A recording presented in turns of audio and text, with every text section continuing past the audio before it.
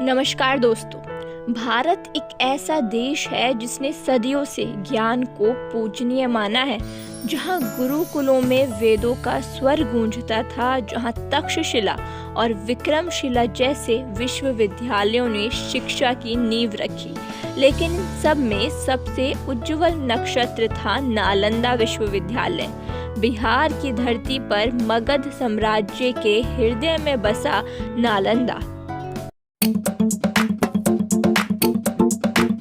बिहार राज्य के नालंदा जिले में स्थित पाटलिपुत्र, जिसे आज के टाइम पर पटना कहा जाता है, इससे लगभग 90 किलोमीटर दक्षिण में नालंदा विश्वविद्यालय था।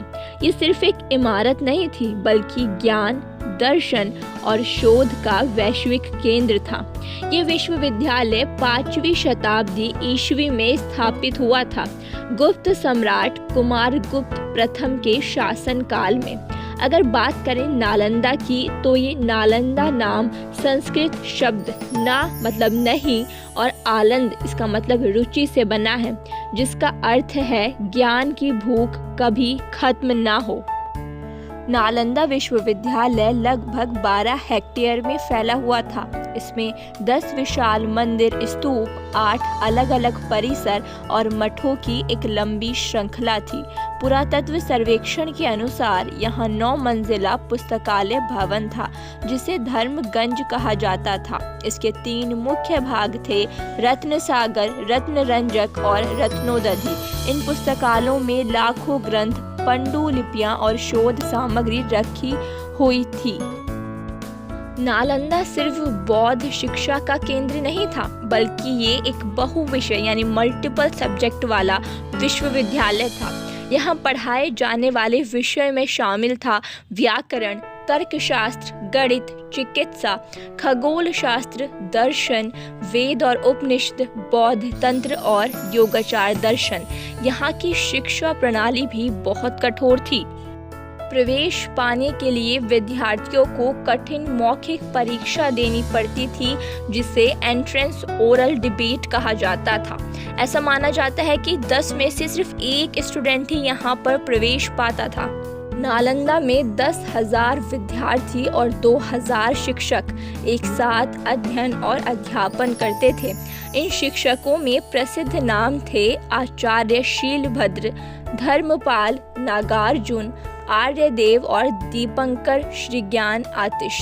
यहाँ न केवल भारत से, बल्कि चीन, Japan, Korea, Indonesia, Sri Lanka, Nepal, Mongolia और तिब्बत तक से यहाँ छात्र आते थे। एक तरह से नालंदा उस समय का वैश्विक विश्वविद्यालय था। 7वीं शताब्दी में चीन के प्रसिद्ध यात्री ह्वेनसांग नालंदा आए। उन्होंने यहाँ 12 साल तक अध्ययन किया और बाद में शिक्षक भी बने। उन्होंने अपनी यात्रा वृतांत सीयूकी में ह्वेनसांग ने लिखा, नालंदा में अनुशासन अत्यंत कठोर था। शिक्षक और छात्र दोनों ही दिन रात ज्ञान की साधना में लीन रहते थे।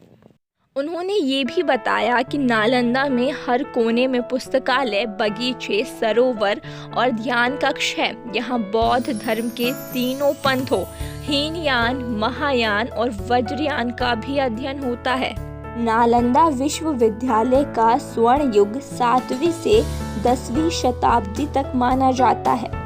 इस काल में पाल वंश के राजाओं गोपाल, धर्मपाल और देवपाल ने इसका संरक्षण किया था।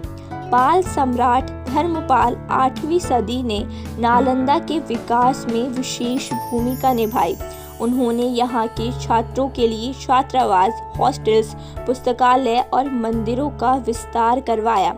नालंदा उस समय का वैज्ञानिक और दार्शनिक अनुसंधान केंद्र था, जहाँ चिकित्सा, गणित, खगोल शास्त्र और तंत्र ज्ञान पर विशेष शोध होता था, रिसर्च की जाती थी।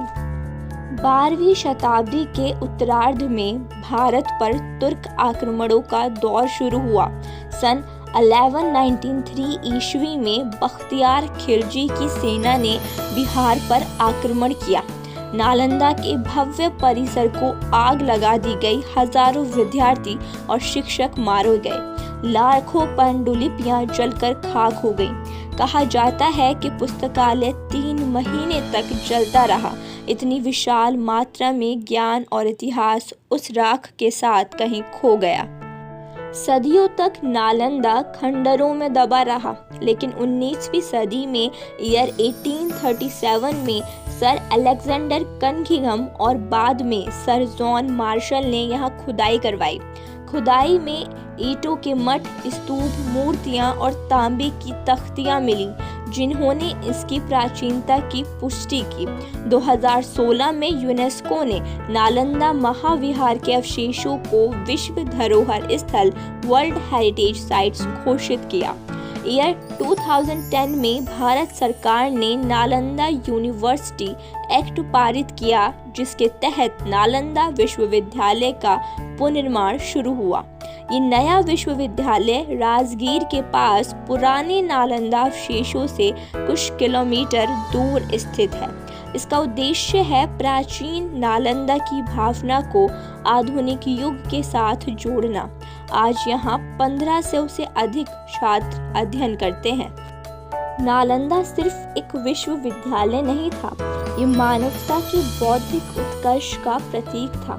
यहाँ दिखाया गया कि ज्ञान सीमाओं से परे है।